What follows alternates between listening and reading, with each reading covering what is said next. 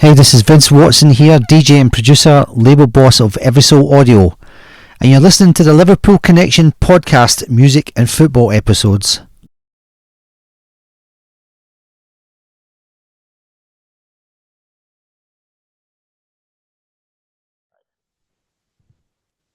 Hi everyone, welcome to the Liverpool Connection Podcast. This is my music and football episode where I bring on a DJ, musician, producer, promoter, or just somebody that loves both, just to talk about the two loves of life. Family, obviously, first, but then music and football, massive part of my life, and it's usually a massive part of my guest's life. My next guest is label boss at Eversoul. He's an absolute don in the techno realm. A lot of people will know him from producing techno, but he's also produced a lot of ambient albums and some jazz and broken beat. He's an Aberdeen supporter. So I'm sure he's got a massive smile on his face for winning a cup last year. So, back in the silverware. But I'm very honoured to welcome Vince Watson to the podcast. Hiya, mate. Hey, thanks for having me. Yeah, you've got to be taking that cup into this season. It's been a while, Mate, I swear. Oh my God. So last season, new manager.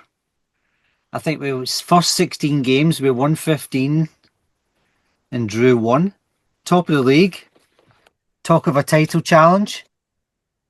I think the rest of the season we won 3 more games. Somehow we managed to get to 2 cup finals. The Celtic Scottish Cup final at the end of the season, nobody gave us a hope, me included, to be honest. But there was something in the air that day, and you could feel it. It was just there was something going to happen, and it did. Probably through a bit of determination and luck, but it happened. So we thought, yeah, as you said, we're going to continue into this season. But in their infinite wisdom, they decided to basically rip up the squad and start again. So we got 14 new players, I think. And we had a really strange pre-season where we had 3 pre-season games, which was bizarre. And we started really half-cooked, totally underbaked. So we're now 7 games into the league season. We finally won a game. We finally scored a goal, which hadn't happened for the first 6. And all that optimism that came with the Scottish Cup just started to fade away. You know what it's like, manager under pressure, blah, blah, blah. Yeah, chairman stuck with him for now, and we played really well at the weekend. Actually, we played great against Shakhtar Donetsk in Europe during the week, and that really seems to be the catalyst for the season now. So I think we're finally motoring. But we're still bottom of the league with 4 points. So we've got a bit of catching up to do, but I think we'll be in the top 3-4 pretty soon. So it's okay. Is it frustrating for you, with the Scottish League, obviously it's Celtic Rangers or Rangers of Celtic, like it seems to be like every single season, that it's 1 and 2. Yeah, it's just all finances, isn't it? And obviously there's a lot of underhanded stuff going on with the league organisation as well, that they don't want to split the money up equally because they're fearful of people challenging the old firm. But yeah, it's horrible. It's got to happen at some point. I see Hearts are doing really well this year. People again talking about the title challenge. It's not going to happen. There's just too much money involved, too much importance. So at some point, Celtic will probably ramp it up and win it with a canter. But it's very frustrating. It used to be, we used to say things like, it's not that much different to the Premier League down south, because at that time it was Arsenal, Man United, Arsenal, Man United, Man United, Man United, Man United. And that was it, really, right? For a good, 10, 13 years or something like that. But now it's no longer the case, obviously. It's we've got a few different clubs running down south, which is nice. I just hope that at some point we manage to find a more equal distribution of finance that allows other clubs to try and catch up a little bit, because we're having to do it all ourselves and it's really hard. Yeah, I had Kevin Mackay on from Glasgow Underground. He's a Yeah, Rangers fan, and I kind of put this question to him, like, because quite a few seasons ago there was talk of a few of the Scottish Premier side coming down south to play. yeah. I don't know whether it was is in the Premier League, but the Championship. What's your thoughts on that? It's just a money thing, isn't it? That's the only reason they'd be doing it. Like, to be honest, I would be quite happy if it happened because it means getting what I quite like to call them the two cheeks. Get the two cheeks out of the way and give everybody else a chance of actually progressing and building and getting better, getting into Europe again. Um, so it'd be great, but I just think it's been done or they're even being talked about for the wrong reasons. But it's never going to happen. There's no way that I can't see the English clubs voting to bring them in at risk of them possibly being above them in the league and getting more money. It just doesn't make much sense to me. And I don't think at this current time either Rangers or Celtic would even get into the Premiership. Yeah, and I don't think they would either. I just Not don't right now. the government. 5 years ago, when they started talking about it, I would have said Celtic and Rangers might have done bottom half Premiership because they were playing quite well. They had good squads. Right now, Scottish football's in a bit of a mess, so I don't know. Yeah, it looks like Stevie G might be back at Rangers, which is Yeah. I think he never should have left, to be honest. Yeah, it was good for me that he left because I always like to see Rangers and Celtic in turmoil. um, yeah, I mean, it was the thing with Rangers. They've had so much stuff going on in the background for the last decade now that they've been a mess for a long time, And I think even now the people who are in charge still don't know what the hell they're doing properly. So yeah, messy. Yeah, good luck to Stevie if he goes back. I wanted to ask you who is your childhood footballing hero? Oh, it was Eric Black.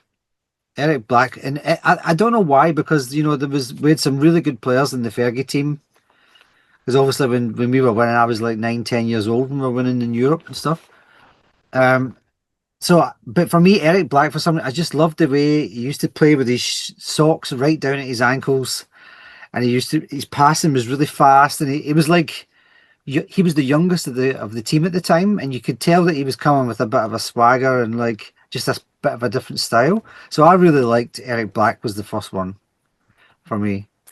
Yeah, And you I got think the heroes that scored lots of goals and stuff like that, but Eric Black for me was he was great. yeah, and I heard sometimes back in the day when some of the players wore their socks down, they just wore cardboard like cut out little for shin pads. You know, they didn't need them. Like No. that's the difference. Like I love my football, but I love old school football where you're allowed to actually tackle the player. Um, Yeah. and if you were hurt, you were hurt. Not like now you go down like a sack of potatoes for nothing. You know, There's fairies everywhere. It's unbelievable. it's just getting silly. Like how many times can you roll on the floor? Yeah. But back in the day, if you were down for a while, that means you broke a leg, and Yeah, then exactly. Yeah. but then you bring on the magic sponge and the bucket. I have no idea what was in that bucket, but it seemed to help the player because even with a broken arm or something, like players would just get up and get on with it. Yeah. I know times have changed and like football's played at like quicker now than it was back in the day, but and back in the day never used to play on grass. It was more like a sand Yeah. pit, dirt. I just kind of miss those days, but that's when the days where like it wasn't really about the money like it is now. Yeah, It's totally. changed so much. I mean, like I heard yesterday that like FIFA or UEFA are allowing Valencia and somebody else, I think, to play in another country for La Liga. That to me is just wrong, plain wrong. That just, I mean, that's a slap in the face to me to local supporters. Yeah, You know, completely. Yeah. It's like we don't care about you all of a sudden. yeah, we can go over there and make so much money. It's just that's the one thing that kind of turned me off on football for a quite a few years was the whole greed, Yeah. the money situation. And it's the same in the music industry as well. You've got these big brands Totally. and business, suits that come in and they go, Yeah. oh, yeah, I'll take that. I'll take that. I'll take that. Here's a quid. Yeah. It's wrong, but and until like somebody or people do something about it, it's just going to Yeah. continue. The rich get richer, the local supporter gets kind of, oh, sorry, we've got people coming from over here who are going to pay more money, and Yeah. it's Absolutely. wrong. Yeah. As the heart and soul of your team, in the stadium, comes from your locals. It just does. Yeah. Absolutely. Yeah. And Totally. if you lose that, you lose the heart and soul of the club. Yeah, I'm very proud of Aberdeen actually because they again, I think it's 3 or 4 years in a row now. Their community trust has won the UEFA prize for best fan um, engagement program from any club in Europe. So they've done very, very, very well with that. They're really good. Um, but yeah, it's crazy. And we've went from chain smoking football players to like complete athletes who can do like 10-second sprints. It's crazy. Yeah. I mean, I look back, right, and I can't stand him because he went to Man United, and that's obviously Sir Alex. But I respect him as an absolutely amazing football coach. What he did for Aberdeen. He won the Cup Winners' Cup in '83, I believe. Yeah, Yeah, yeah. I mean that was big, and I don't think even United fans will go, oh, we're getting a manager from Aberdeen. I don't think they realised how successful Man United were going to be. And No, for for me, sure. as a Liverpool supporter, I was not happy. When you No, started for a winning while. all these, first divisions and Premier Leagues, I was not happy. Because Yeah, as a Liverpool supporter, when you support like a top team, you expect to win these trophies every single season. And we obviously went 30 years without winning, the league. yeah. So That's a long time, huh? it, Wow. it, it is, especially for a football team as big as Liverpool. It Yeah. should take 30 years. But, United are going through it now, Yeah. 13 years without winning the Prem. And it doesn't look like they'll win the Premier League anytime soon. You know, No. so I'm quite happy with that. Seeing old Red Nose, in the stands and just shaking his head and all that. I love that. That's what banter's about. Yeah, Good totally. banter, not this horrible other stuff that goes on in football. But That's yeah, it, yeah. it's. Have you been to many games this season? Oh, Yeah, you're I try and go when down. I go home, I try as much as possible. But yeah, last season I only got one game. Season before I did a few games. I think when after the new year I'm going to go over and catch a game or two, but like it's hard. It's hard to get over. I'm so busy with work and I've got a daughter who's 9, so I've got a lot of family time to do and obviously with both jobs being a teacher and a producer on the other side is quite time consuming. But my parents are still there. All my friends are still there. So yeah, I try and get back home as much as I can. Well, the good thing is you don't have to get a hotel. Yeah, that's it. Yeah, for sure. That's what I always tell my family. Like, I'm coming. Get ready. Yeah, that's it. Yeah, You'll always have a bed, so that's good. I wanted to get onto the musical side now. Vince, like, when did like music really take over your life? Because obviously, you're a Scot too. I don't know if you're, a top of the pops family. Every Thursday night. I know, yeah, my family. You had your tea, watched Top of the Pops. yeah. What was playing like in your household? Did your mum and dad have like an influence on kind of your music growing up? It's funny. They had a massive influence on me about music in general, but not the actual music.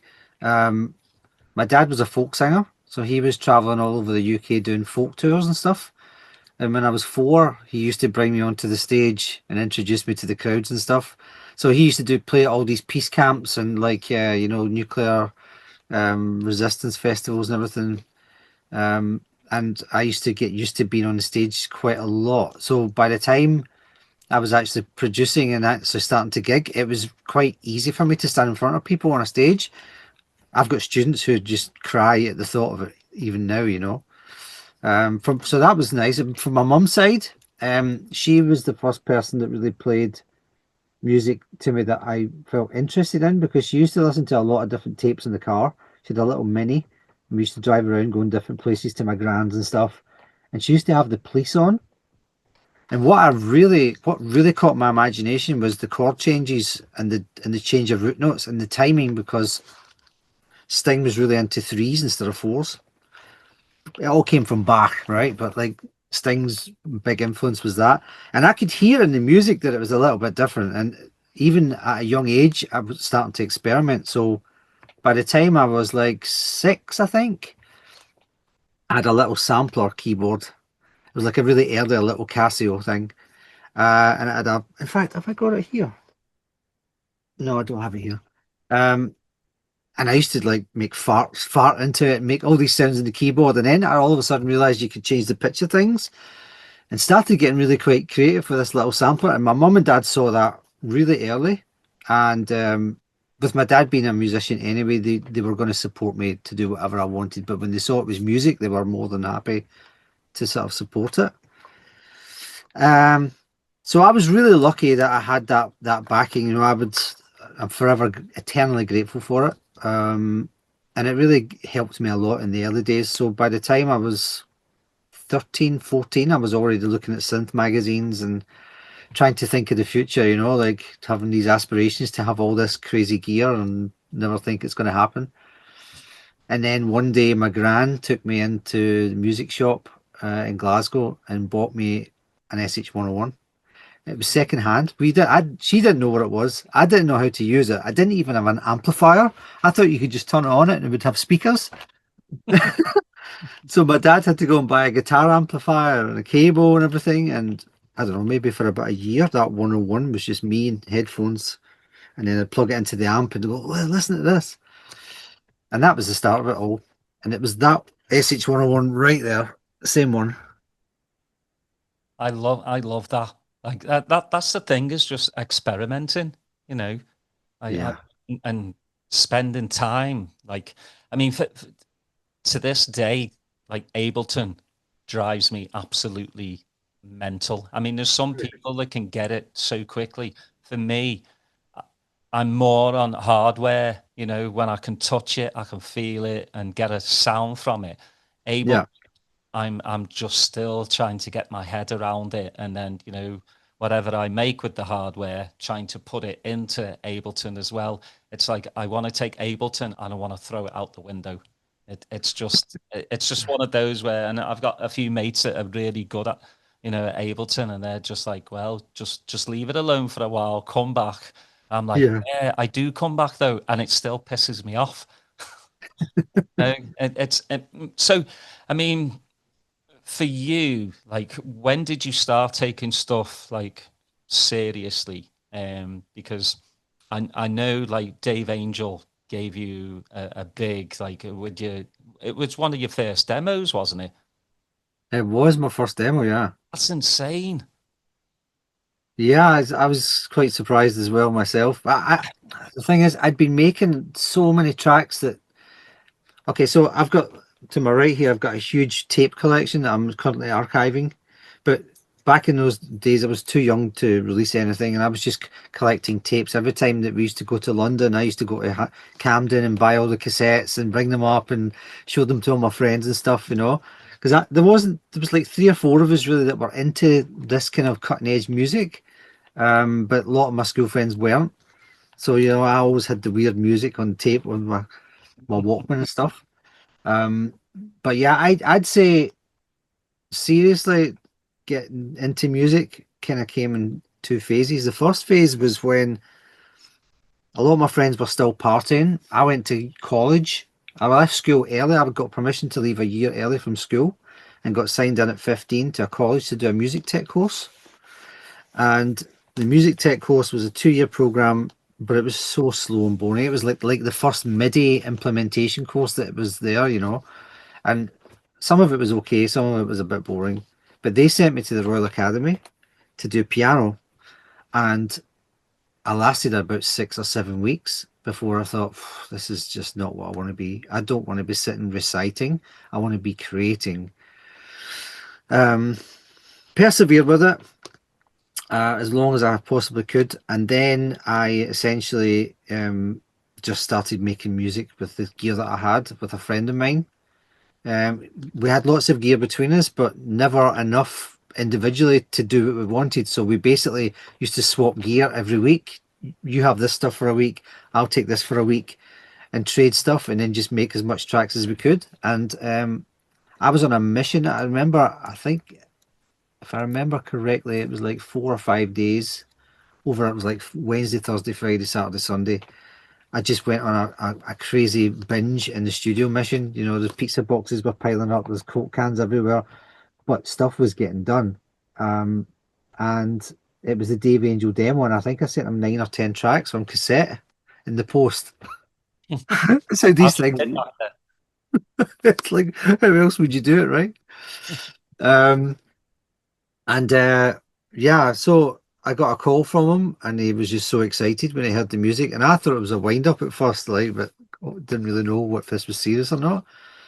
But it got serious quite quickly. So I think that was the first stage. At that point, I went, okay, this is a game changer. I know exactly. I've got my foot in the door now. I'm going to really try and focus on this. So over the next few years, I went about that. I released on a lot of different labels. I started the relationship with Alola, doing like the more tech housey stuff. And then I kind of just went on this weird tangent where I didn't create as much as I was before, but I started doing loads of remixes on terrible labels. And I don't know where my mind space was at the time, but it wasn't a good decision. And then after that, I thought this was the second stage. I thought I need to get a grip of this. My career's not going anywhere. It's starting to go the opposite way from where it should have been. So I started really focusing on heavily on the Detroit sound that I loved the most, because that was the thing that I was collecting and wanting to produce. So I did that, and started sending music out to like Carol Craig and Derek May and stuff like that. And again, hoping to get a response, you know, like, and thankfully I did. So that was kind of how it all kicked off. And I've not looked back since then, really, except for a couple of troughs where I had to deal with some personal stuff and didn't produce for a while. But yeah, so it's kind of came in waves. I wanted to ask you, like with Dave, didn't not I don't want to use the word like mentor, but like to be on, you know, his label, did he want more output from you, or was it just and same with 16B, Omid as well, you know, Omid was, you know, big in the progressive and techie scene. Were they able to I'm trying to find the right word. Were they able to pull more out of you, so to speak? Yeah, they did. I mean, for Dave, I did a second Innovations EP, which was kind of more, it sounded more like him than it did me, actually. I think I was trying to be too much like him. So that's why when we did the third single, I wanted to do something completely different.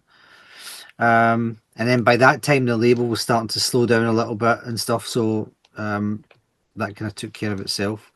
The Omid thing, Omid was great, man. He, you know, he'd invite me down to London and we'd go and just do studio stuff, you know, and he would quite happily like buy me a synth in advance. And not like you hear stories of record labels paying for loads of stuff in advance and then you get the scary statements later. It wasn't like that. He was really supportive, and I'll always appreciate that he did that. Things would kind of went off the rails with that label after a while, after the second. In fact, it was before the second album.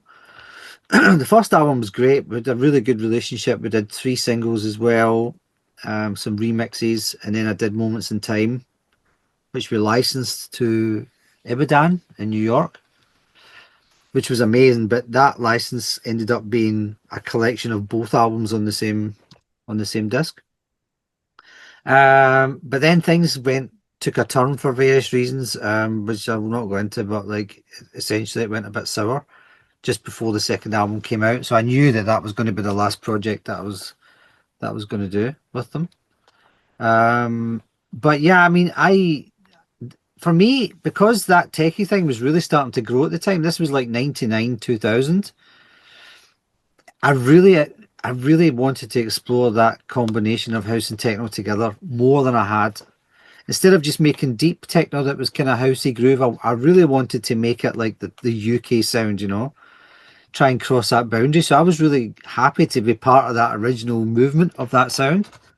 Um, of course, tech house has a different terminology these days to what it did back in the day. But yeah, I really enjoyed that period because it brought a lot of things out of me. And even then, you can hear I was experimenting with some tracks that were a different style and ambient things and like broken beat things.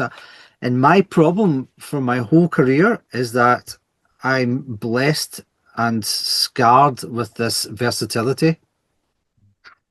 It's both a blessing and a curse at the same time, but I've had to really try and control it to make my output make more sense. But it's not been easy. Oh, I mean, Mystical Rhythm to me still stands the test of time. Not Yeah. only is it an amazing piece of music, but it's very well produced as well.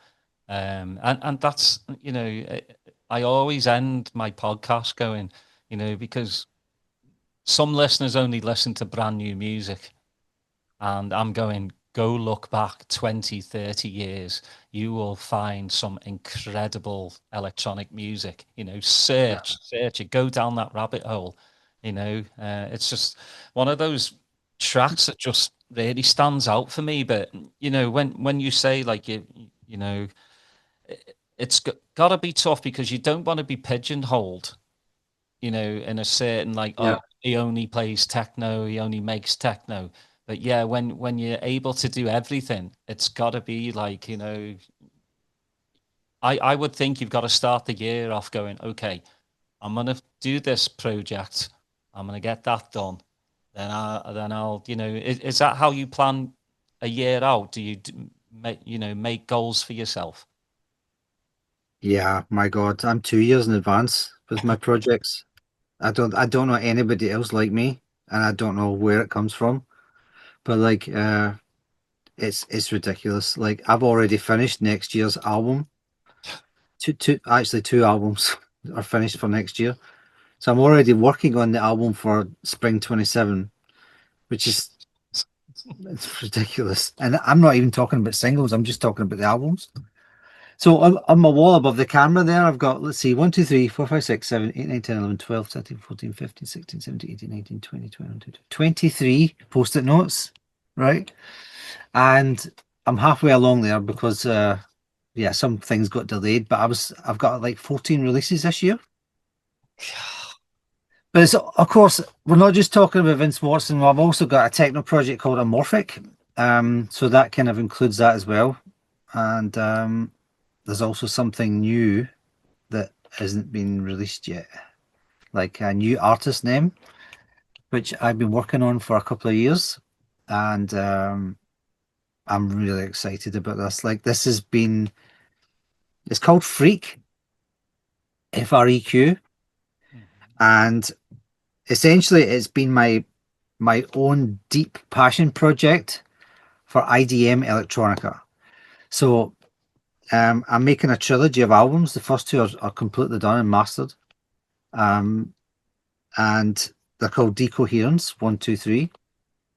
And it's all the story is quite deep, but the music is basically coming, it's a cross between Boards of Canada and Played.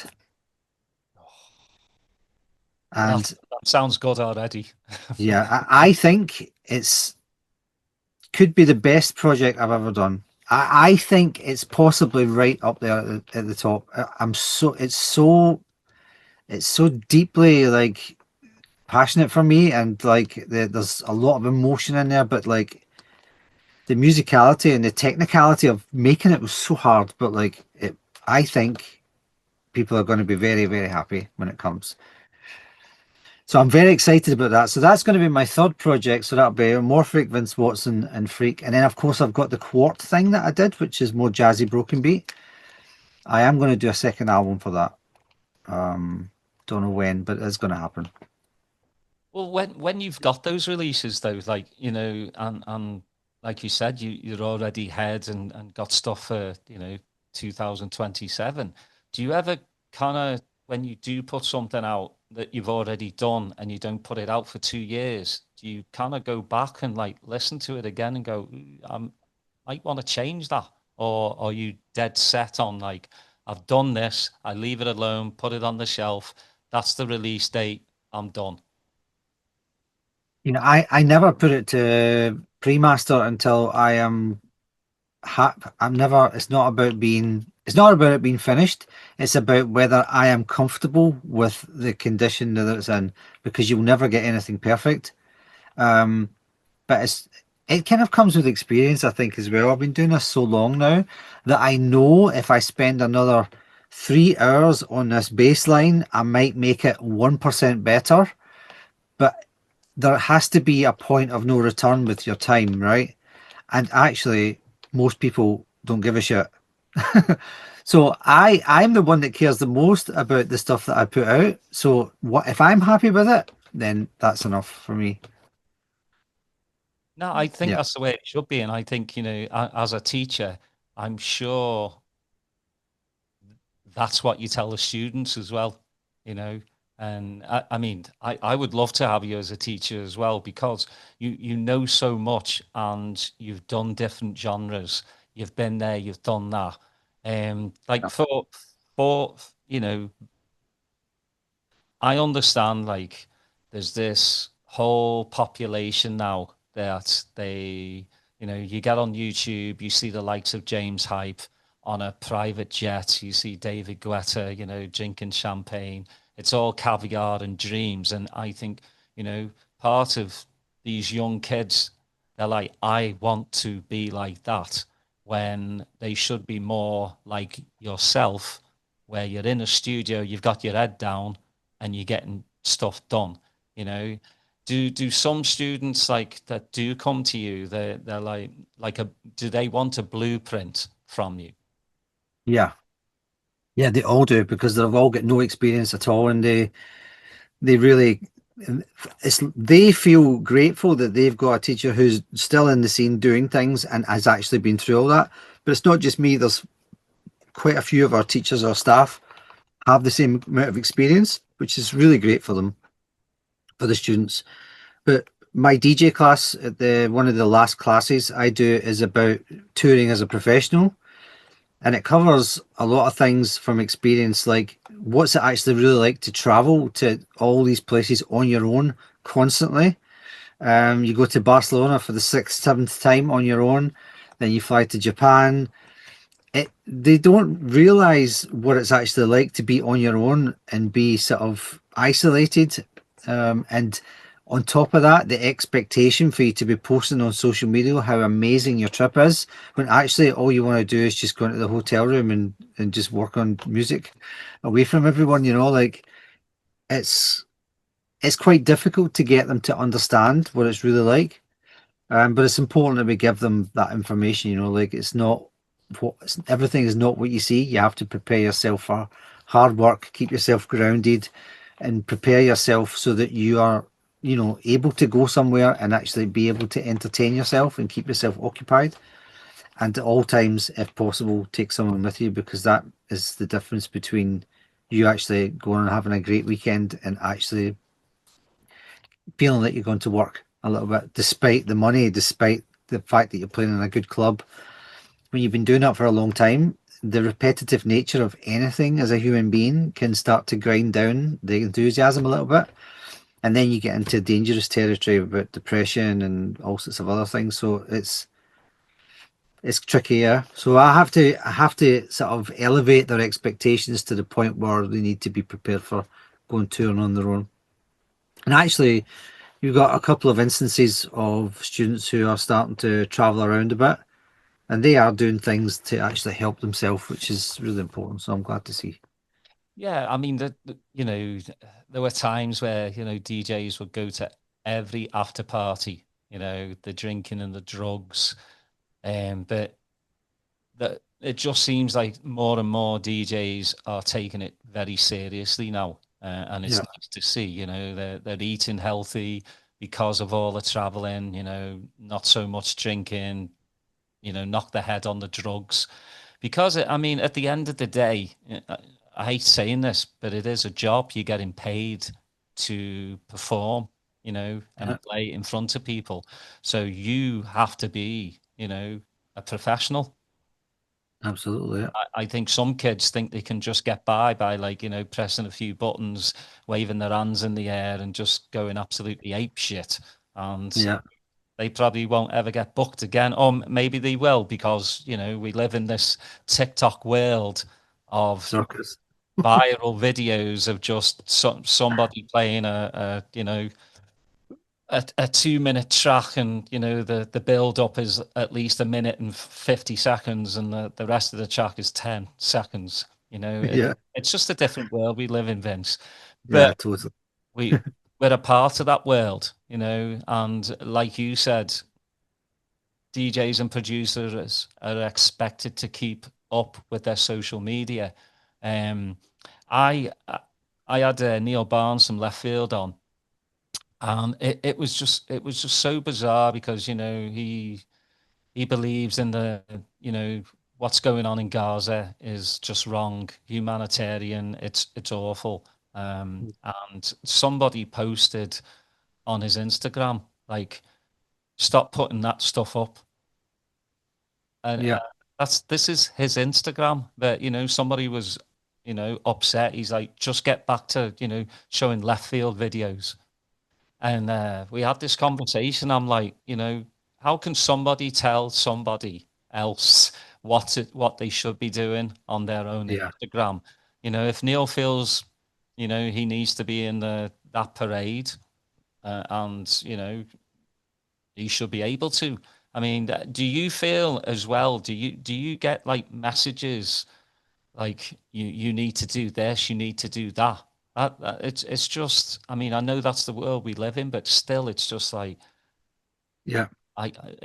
it's pressure, I haven't had messages telling me what to do and not to do. It's more when I've done something. For example, I've done a few of the Horror Berlin streams.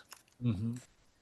And last year there was a bit of controversy about that because the owners were Israeli and there was supposed to be a link to like somewhere, and then someone put a Free Palestine t-shirt on during the stream and they cut the stream off. Um, so people put, two and two together and came up with 4.5 or whatever. Um, at the end of the day, we're all making decisions that we think are right for us at the time. You can't preemptively tell someone not to do something. But what I did get was a lot of messages saying I got two people that were disappointed to see me play there because of the reputation, because of the relations they have to certain things. And at the end of the day, I'm not prepared to persecute every single person because of one blanket thing that's going on.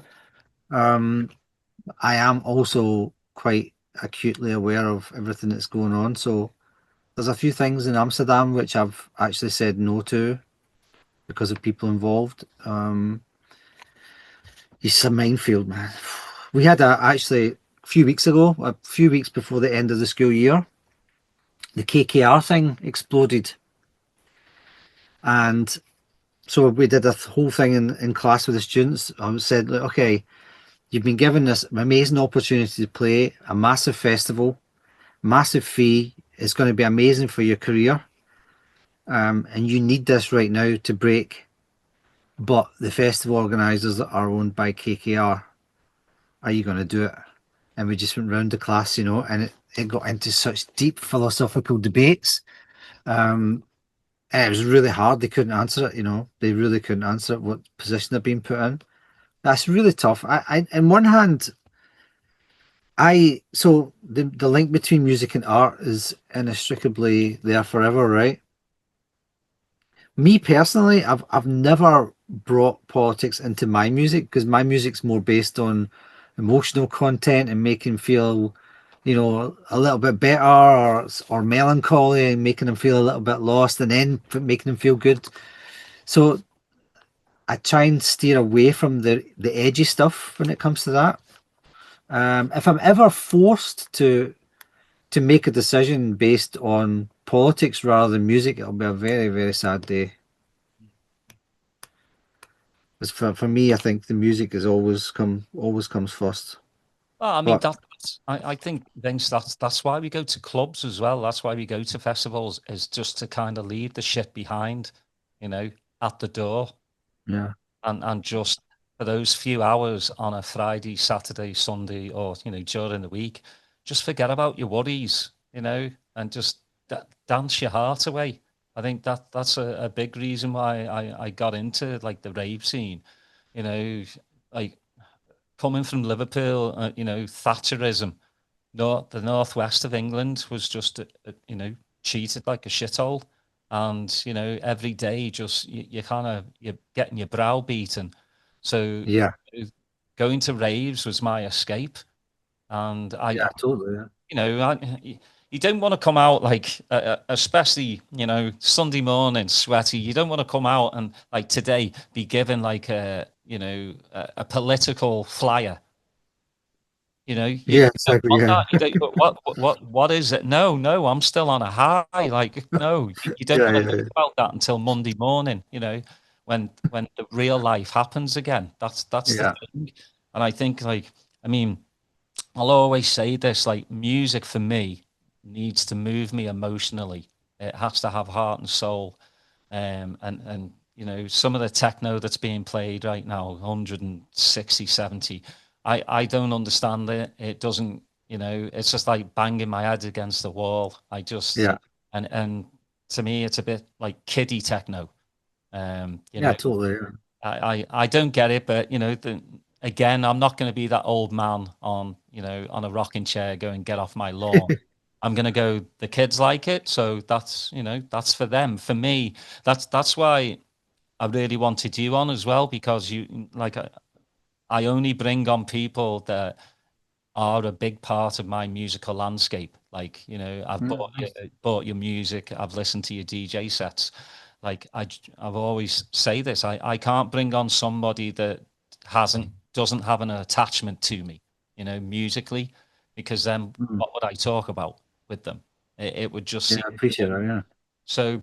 I mean, going back, I mean, also, you've played at Tresor, which it's legendary. When did that first start for you, the residency? I think 20, let me think, 2011, I think was the first one. 2010? 2010. Yeah, 2010. And it started, I got invited. They had a new label manager. The label had been kind of not doing very well at the time. And they had a new label manager who wanted to bring back more of the Detroit sound that they were known for in the past. Because I think they just went all bleepy and loopy and it became a little bit, monotonous. So I was like, okay, it's a bit of a change for them, but I did it. And we were all really happy. I did two singles actually. We were all quite happy with it. And then we just got, I think I got invited to play, if I remember correctly, do a live set upstairs. And then I got into a conversation about they were looking for ideas for nights and stuff like that. And I says, well, I'd love to maybe do one. And they invited me and Future Beat Alliance, Matt, to do a radio drama club. And the first few were on a Wednesday, just to test it out and see what it was like. And then we switched to Fridays or Saturdays, depending on the month. So we did weekend nights, and then we did that for I think 4 years or 5 years, approximately. Did a few shows on my own, and then it kind of it kind of stopped after that. Ironically, the relationship seemed to have stopped after I played Berghain, because we had this weird situation where there's this politics again, right? Between Berghain and Tresor was rocky for a long time, and then it kind of became not so bad for a while, where like people from Tresor used to go and party at Berghain after Tresor closed, and vice versa, you know. So it was nice to see that. Um, and I was allowed to play alive at Berghain while I was a resident DJ at Tresor. And I don't know many other DJs, if there has ever been any, that have been allowed to play both at the same in the same period, you know. So this happened two or three times, I think twice. Did two gigs, Berghain, Tresor, like a few months apart, obviously. And then it just stopped, stone dead. And I didn't play for ages and ages and ages. They went through a whole turmoil of staff change again, and people left, and the new people that are in are picking things up really, really, really well now again. So, yeah, I think maybe by the time you've reading this, I'll have played Tresor again, which is nice. Um, so yeah, I really enjoy it. You know, I haven't played Berghain for a long time now, long time. So I'm not sure if I'll be going back there for some reason. But Tresor, yeah, I'm looking forward to our long-standing relationship again. I've asked him for a residency again. Actually, I Oh, want nice. to do I want to do it again and pick it up where we left off. So hopefully 2026 something can happen, but we'll see. Yeah, it's just one club that like I would really, really like to go to, because it just doesn't seem pretentious as It's opposed not. to some of the other, clubs in Germany are a bit like, how you dress, how you look, how your attitude is. Like, I'm not all about that. Like, just Yeah. let me in. I just want to dance. Yeah, it's pretty raw. You know, it's pretty raw. I mean, both of them are touristic to a certain standpoint because of the name. You're always going to get people there for the weekend that are there. So it's not like full of regulars and members or something like that. But like, the vibe's normally excellent. They're always packed, and yeah, it's a great place to play. How is it with your DJing and the live set? Do you enjoy one more than the other? I need both of them to really mentally survive it all. um, I don't know, to be honest. Like, I think I love it all equally, you know, and I go through different phases of it. So sometimes I'm more in the mood for DJing and not really for performing, because performing live is such a different preparation tool. Like you have to like incorporate so many things. Like when I'm playing live, there's no point in me just turning up and playing things the same way as they are on the records. So I've got to allow myself a setup where I can improvise, make things different, combine things quite easily. And my live setup is quite good for that. Um, but it takes so much energy to play live. Like even like even an hour set, which I never do now. I'm only at least 90 minutes live because it's too much effort to prepare. Um, 90 minutes will just wreck me. My adrenaline will just collapse afterwards, and I'll just be slumped on the floor. You know, DJing is easier. It's it's maybe more fun because you're more free in your mind. You can dance away and you can just enjoy the grooves. Playing live is more hedonistic. It's more serious, but maybe the rewards are higher because it's your own material. And when you get a response and you're feeling the energy from the music that you're playing, you can't beat that. It's so addictive. Like that's the greatest dopamine for me. You know. Yeah. I mean, having people, you we there's a lot of so-called live bands that aren't actually live, um, in this industry. I mean, I can like, I started first listening to, Orbital, uh, Incredible, Chemical Brothers, yourself, Underworld, you know.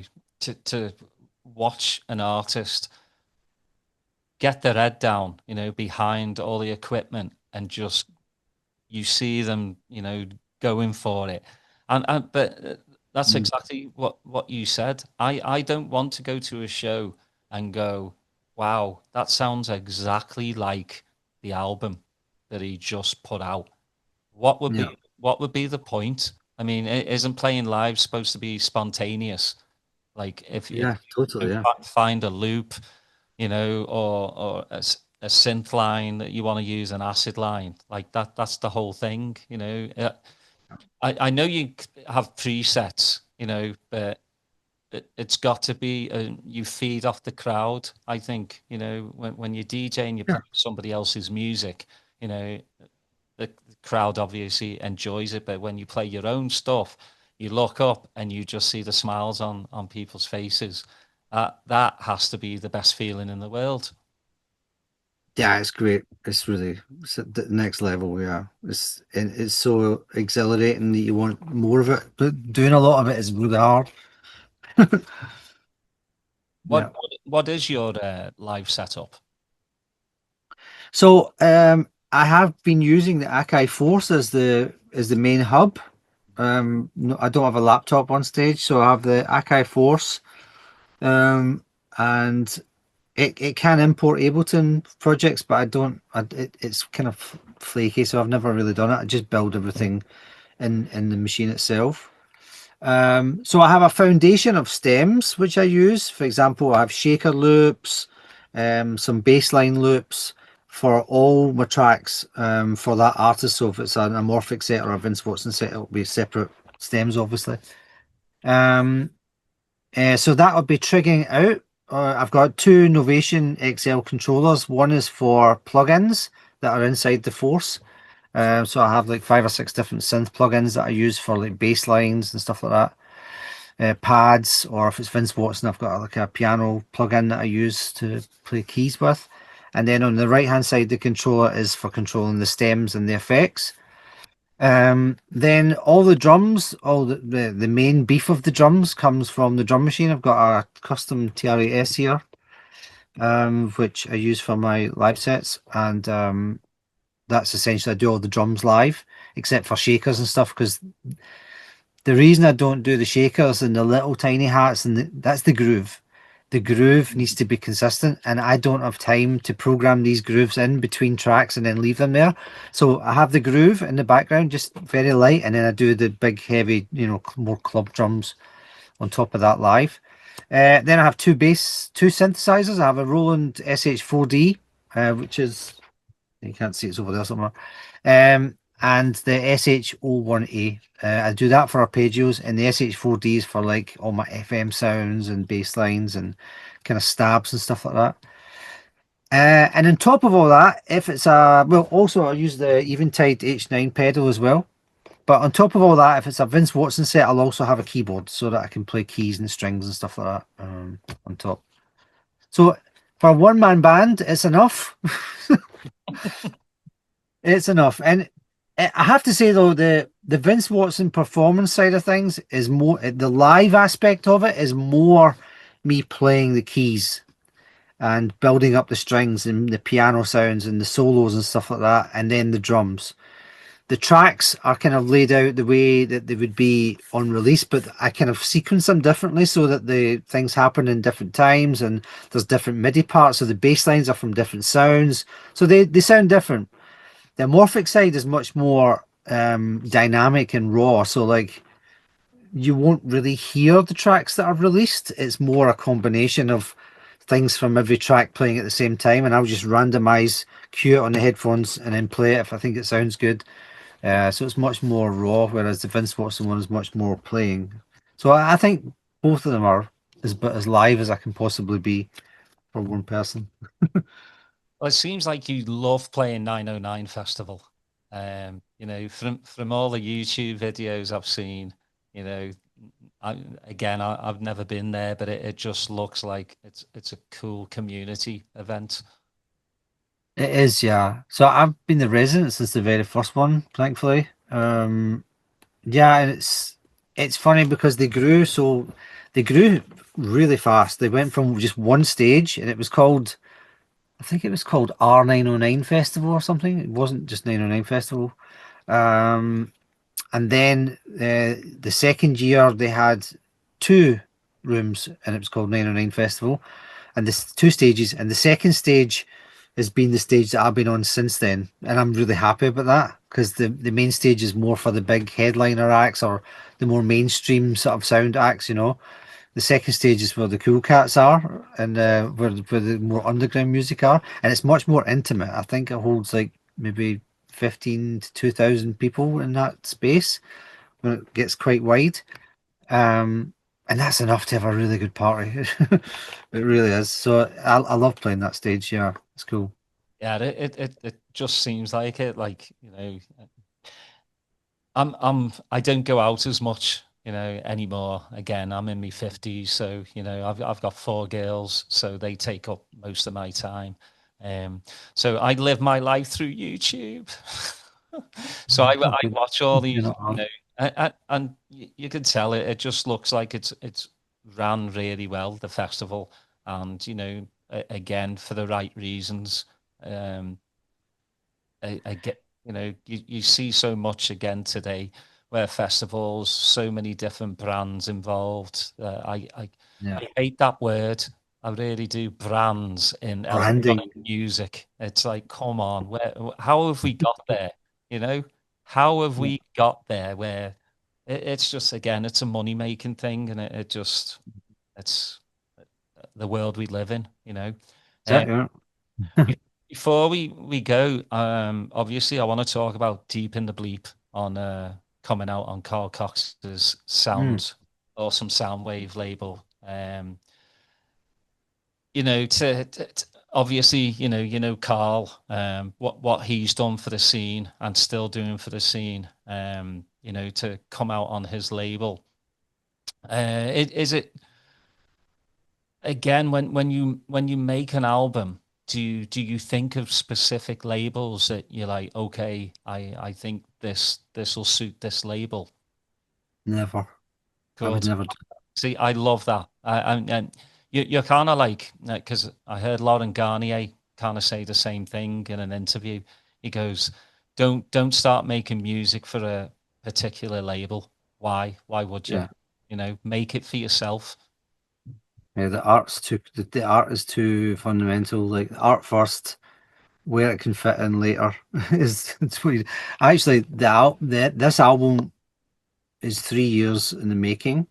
Not because it took me 3 years to do it, just because I wasn't prepared to make an album just for them and not me. Hmm. So I wanted to find a story, find a collection of tracks that I thought sounded good together, that I was really comfortable releasing. And then, it took me a while to get into the vibe and then think, okay, yeah, I think this is going to be a nice vibe on this album. It's a little bit more um, less experimental than some of my other albums have been. Hmm. And I suppose that's really the only influence in terms of it being on Carol's label. Not that I couldn't have done it because I had total free reign and they actually encouraged me to be as experimental as I wanted to be. Um, but this I hadn't released a chunky track album for a while, and I've already released an ambient album this year, so I needed more of a track that's full of strong tracks. So Deep in the Bleep was born. It was actually original title was Knee Deep in Bleep.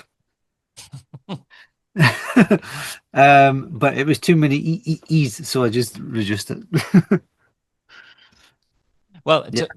talking of your ambient album, Lost in Zero Gravity, Mm. um, the Scottish Highlands track just Yeah. is just. I mean, the whole album is absolutely beautiful, but that stood Have out. you listened to it start to finish, the album? Have you done like a? No, start to finish. I Oh always yeah. do albums like that. Cool. I can't like Nice. if I start an album, I have to finish it. I'm not a Yeah, person cool. who pauses it and goes back to it. Like, I mean, like usually when the kiddos go to bed, I'll be in here, put the headphones on and I lose myself for a while. I mean, for me, ambient music is a big part of my life. It just, again, there's music for the dance floor, and then there's music for you. Yeah. And the Scottish Highlands one, I mean, obviously, you make it art for personal reasons. But why did you call that one Scottish Highlands? Did it just remind you of like home? Yeah, it's got the so when I was making it, originally it was titled Celtic because it has the really low harmonic crossovers are very Celtic in tone. And then you have the really wispy air kind of wind kind of sound. It's very fresh sounding track. So I immediately just thought, I could be just going through the Highlands right now, listening to this in total serenity, no one around me, just space. So that was instantly why the track kind of felt like that. And just, I then designed the rest of the track based on little short notes and stuff like that, not big chord changes. It had to be sort of wavy stuff, like it reminded me a lot of what the gas stuff used to be on Compact, where you just have this wall of sound that was kind of motion, the motion was just swirling around. So yeah, I was so happy with this album, man. Honestly, like from start to finish, I think the titles all suggested a particular feel and sound to the tracks, like the water one, for example, felt like you were going over the top of the water with the waves coming in, the kind of dub techno swarms were kind of floating in and out. And then Sands of Time was like my drastically failed attempt at doing something from a Dune soundtrack. But I really thought it was quite a powerful track that kind of stood up. So I tried to go around the world with the album, in some way and try and bring different types of sounds in. But yeah, I loved making it as well. Well, it's like 2024's Hope album. Lost, Yeah, lost souls and ghosts for me are yeah, that two was two tracks that just really, really like tore like heartstrings. for me making it as well. Um, yeah, that whole album was really soured because the album came out with its original form because it was requested to be done by the New York Times editor Ian Urbina, was doing a thing called the Outlaw Oceans, and he asked me to make an album for this whole book series that they were doing, or magazine series that were doing it in the New York Times, and it sounded amazing. I was really happy to be part of it, and it was everything was really sound. We did everything properly. I'm super excited to get it out. Then on release day, we got told the release date it was coming out. I was so excited. I was like, oh yes, this is coming out now. I can tell people about it. And release day came, and I was absolutely horrified to see that there was over 2,000 artists had been asked to make an album for the same project. And they never told any of them that they were not doing it on their own. Everybody thought they were doing an album just for them. It was just a horrible, horrible, horrible feeling. And all the tracks were made using samples from a sample repertoire that the New York Times had given us. So they had copyright of the music, right? Because the samples were being used, right?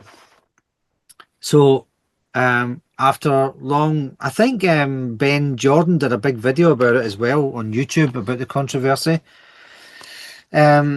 Luckily for me, a lot of the stuff in there that I made, the samples were easy to take out and be replaced by other instruments, that it didn't detract from the original intention of the tracks. But there was 3 tracks that if I took the samples out, they wouldn't be what they are. So I just left them there. And I says, okay, let's just keep those 3 tracks as your copyright. But I'm going to re-release the album myself with different versions to make the album something that it should have been in the first place, a solo album. So I re-released it myself last year. I was very happy I did that because I did loads of different versions of the tracks. And it was my kind of first at least publicly anyway, because I've been making cinematic stuff for a long time, but it's my first publicly released album that was more cinematic than dancey, you know. Do you want to get into doing like soundtracks more? I'd say I'll probably end up there at some point. With But your that's with your slippers on and a pipe. probably, I mean, I'll be doing this until the day I die, right? So Mm. I've got time for that later.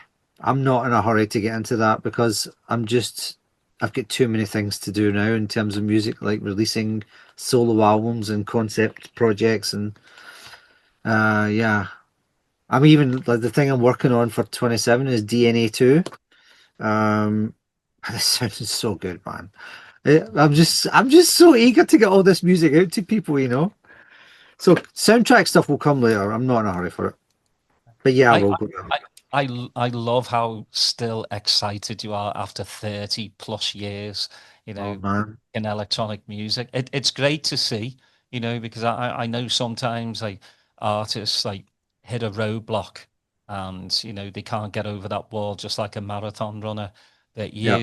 you're just you're churning them out. And when somebody usually uses the word churning stuff out, it usually means shite, Yeah. but Yeah. your Yeah. stuff is just like I don't think there's, there's not one track I've gone, oh, that's just a filler track with Mm, yours on your albums. Like I said, I listen to albums start to finish, and there are some albums that you can tell they've just put these tracks in just to fill the numbers. yeah.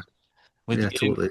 Yeah. not once, mate, not once. And No, I would never do that. I would never release something that had a filler on it. yeah, I'd rather keep it until I found something that was suitable, and then that's the way it's supposed to be. well, Yeah, I mate. mean, I'm in the studio at 5:30 every morning. Well, Monday, Tuesday, Wednesday, 5:30. I'm just like a machine. Just let's go, go, go. I can't. I'm always super excited to get in here, you know. And I think actually my work as a teacher has helped me be productive and also to remain balanced because I work Thursdays and Fridays at school and it's quite heavy workload. But that means that my Mondays and Tuesdays and Wednesdays in the Techno Cave are really precious to me. So I really get as much out of those 3 days as I possibly can, you know. So I think it's helped me have that balance. Well, Vince, it's been an absolute pleasure to have you on. Like I always say on these episodes, an hour goes by so quickly when you're just talking about things that you love, that you're passionate about, and Yeah. it's just been brilliant, mate. It's again, a little bucket list that I have that I can tick off, and Nice. I yeah. did bring down talk about bucket. I've got my all my Aberdeen shirts here. I've got millions of them, man. Like I know. Oh, I think this is the second box where I've got like every home away and third shirt since like '83. Madness. Right. Well, I hope you have a decent season. Yeah, we're getting there now, I think. that, Let's go. that's a good thing. But if you want to check out Vince's music, I always say go vincewatson.bandcamp.com, because most of the money will go to the artist, the one that actually makes the music. As it should, not to the suits. As I always say, we live in a crazy world right now. So, just please take care of one another. Be nice to one another. Tell your family, your mates, you love them. Tell a stranger, hello. It'll make the world a better place.